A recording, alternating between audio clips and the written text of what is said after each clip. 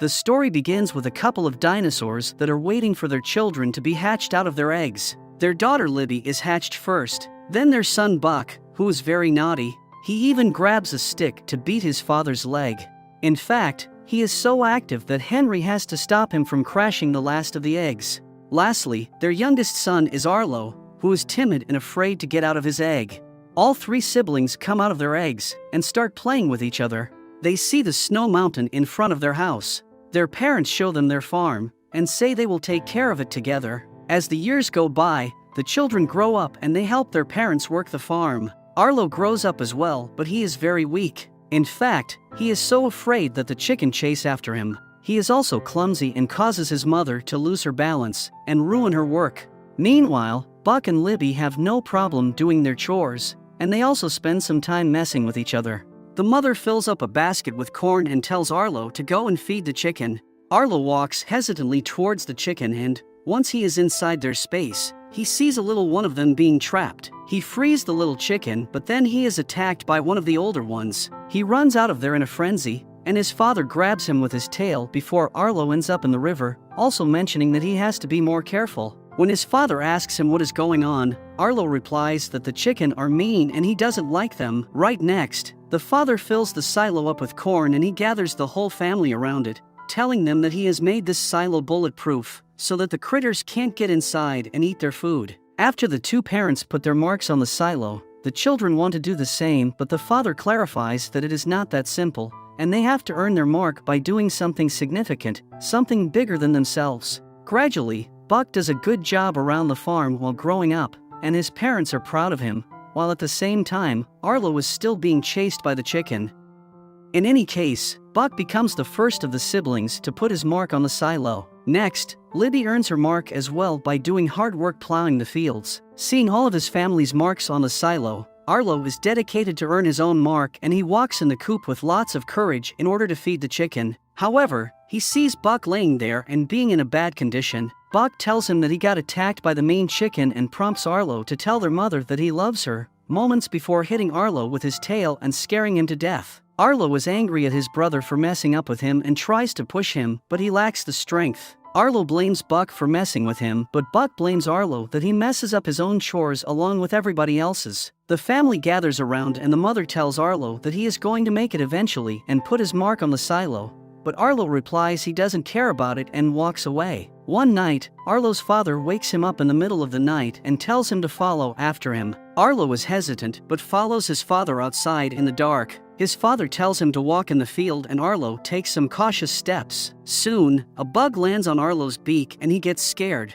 but his father blows the bug calmly and it is revealed to be a butterfly. His father tries to explain that the most beautiful things in life are found right on the other side of fear. He starts running through the field and dozens of butterflies fly into the air. After they are done playing, the father tells Arlo that he got an idea about how Arlo can earn his mark, if he still wants to earn it. The next morning, his father gives Arlo a task that will help him earn his mark, and that is to catch the critters that steal their food from the top side of the silo. After they set up the trap, the father explains that Arlo will have to wait for the critter to get caught inside the trap, and he should finish the job by hitting it with a piece of wood. Arlo pretends to be a soldier, and he will not allow anything to slip under his nose. But his bravery lasts until something gets caught in the trap. However, it is not a critter, but rather a human boy. Arlo is scared of the boy because he is aggressive, but the human is soon exhausted and falls on the ground. Arlo approaches the boy holding a piece of wood, but he doesn't have the guts to hit him and he sets him free instead.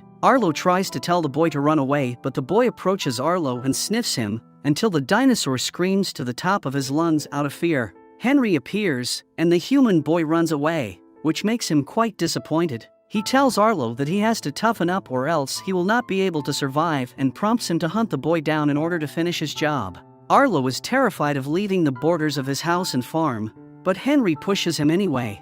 While walking across the river, Arlo is worried they will get lost, but Henry explains that they can always find home if they can find the river stream. The two of them follow the boy's footsteps, but the weather changes suddenly and becomes very aggressive. Arlo witnesses the sight of a lightning and becomes terrified. He stumbles on a rock and hurts his leg.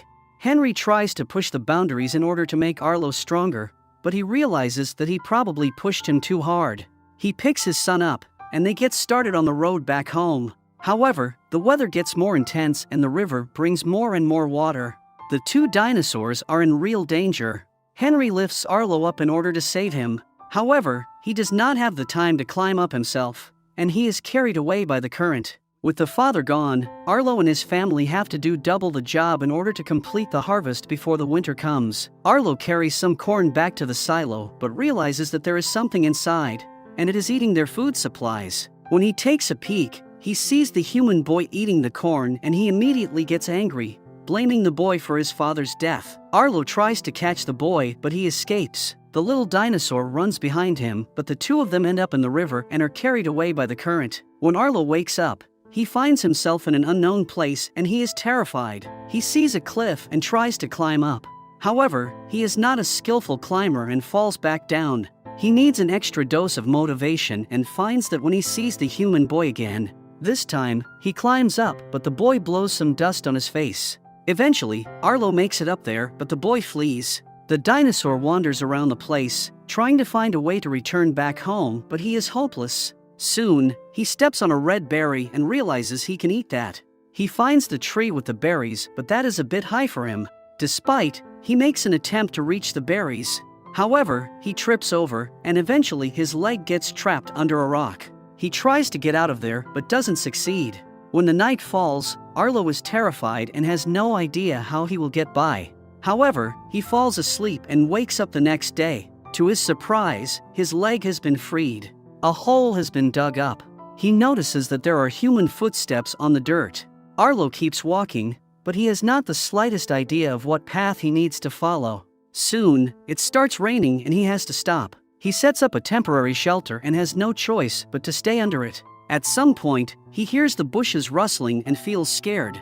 Nonetheless, the only thing that appears is the human boy. The human boy brings him some food, first a lizard and then a giant fly, trying to signal him to eat. Arlo can't eat those, and then the boy brings him some berries, which Arlo eats pleasantly. The two of them start feeling better about each other, even though Arlo still has some bad feelings about the human. To eat more berries, Arlo follows the boy. The two of them walk to the edges of a cliff. When they reach a gap, the boy bites Arlo's leg and the dinosaur spreads all across the gap like he is a bridge. The boy walks over his body, and then Arlo drags himself to climb on the other end of the gap. The boy has brought Arlo near a tree full of berries, and the dinosaur happily starts eating them.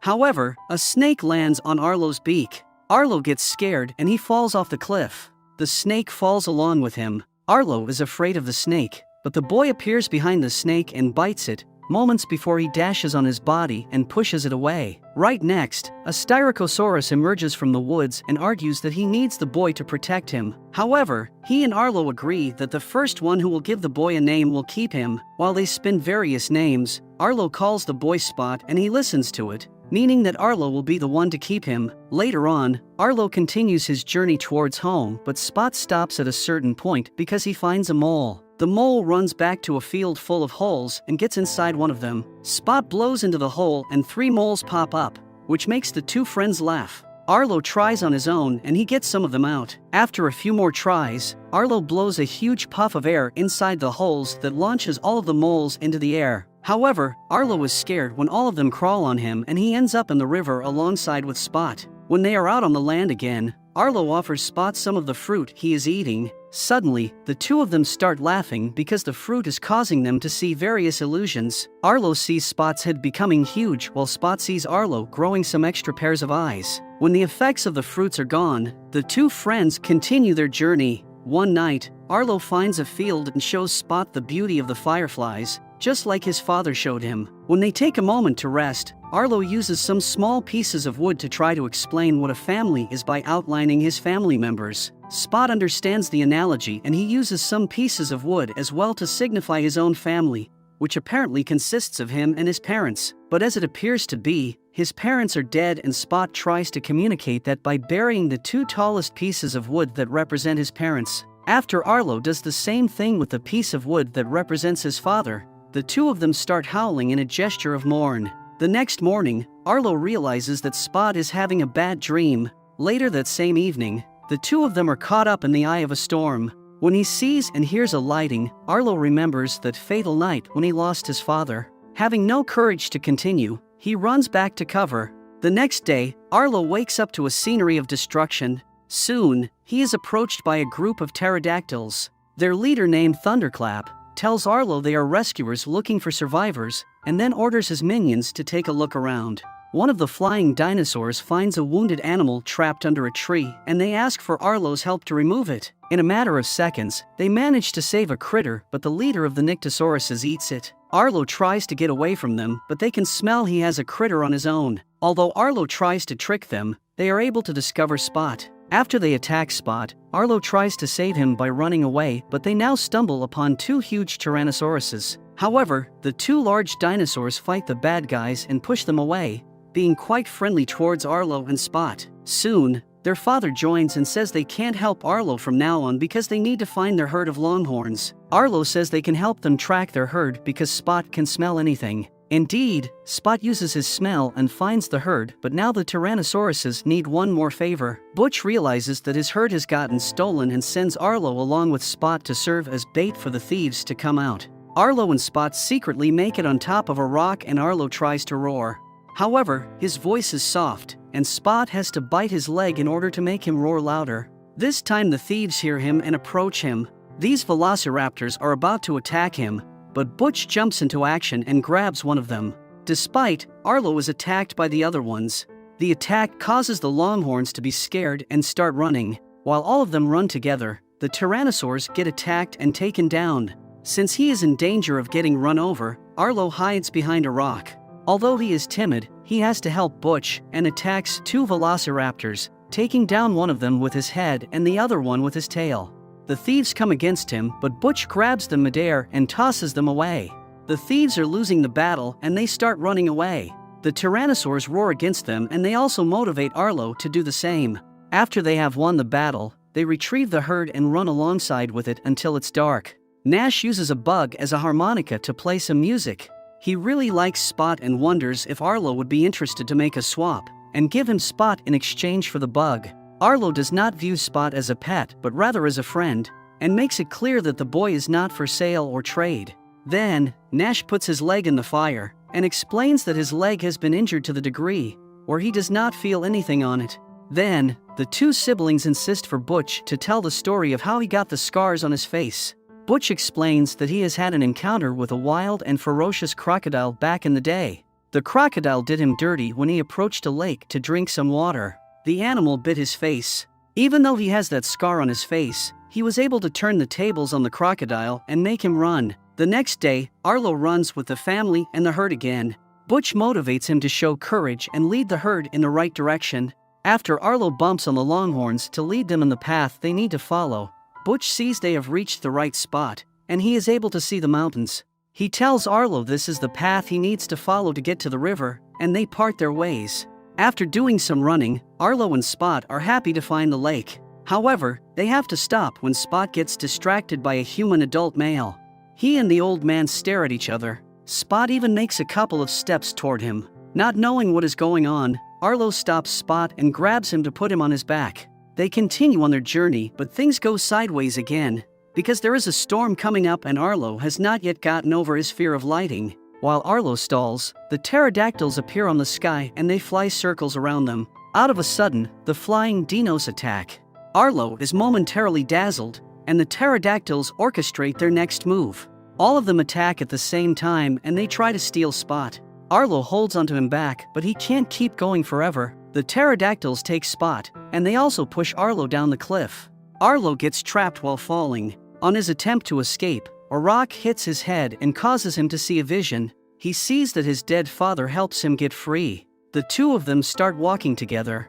While they do, Arlo sees the lightings in the sky and decides to speak up. He apologizes to his father because he thinks he is responsible for his death. From now on, he will never cower again. His father turns around and admits that his death was his own fault, and Arlo had nothing to do with it. His father speaks back to him and motivates him by saying he is stronger than anyone he ever knew, making Arlo wake up and run towards the mountain Spot was taken to. Even though the ground is hit by lightings, he is not afraid of them anymore and he keeps running. While he does, he howls like Spot does, so maybe they communicate.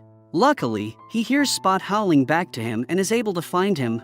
The boy is clinging on a tree and trying to not be eaten by the pterodactyls. Arlo rushes against them and gives them a good hit, but then all the pterodactyls attack him. The two of them are able to lift him into the air, but Arlo sees Spot struggling and that motivates him to do his best. He manages to escape their grip and uses his tail to break a tree. The tree falls on the pterodactyls and traps them under its trunk.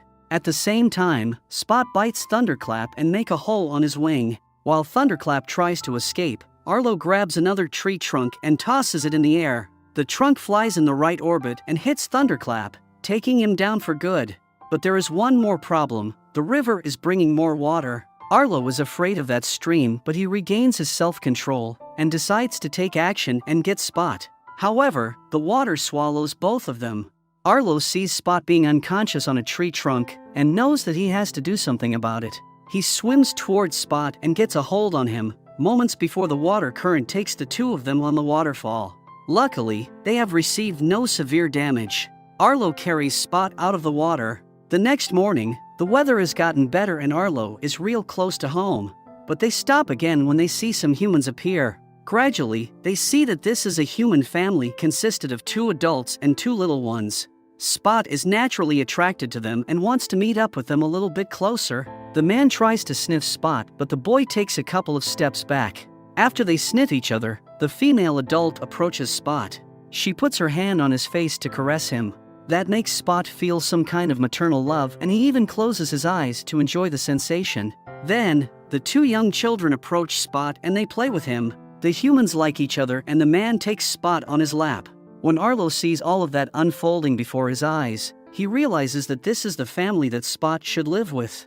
The young boy goes back to Arlo and climbs on his back, but Arlo puts him down and pushes him towards the human family. Spot goes to him again, but Arlo pushes him back once more. To make him understand why he is doing this, he draws a circle around the humans. This means that they can be together and Spot can have a new family. Now Spot gets it and the 2 friends share a hug. Spot goes on to proceed towards a new life with his new family, while Arlo also gets started on the path back home. Eventually, Arlo reunites with his mother and family, and they all hug together. After everything that he has gone through, Arlo has become courageous and he has earned the right to put his mark on the silo. He does exactly that, making his family and himself proud. Remember to subscribe to my channel, and we will see you next time.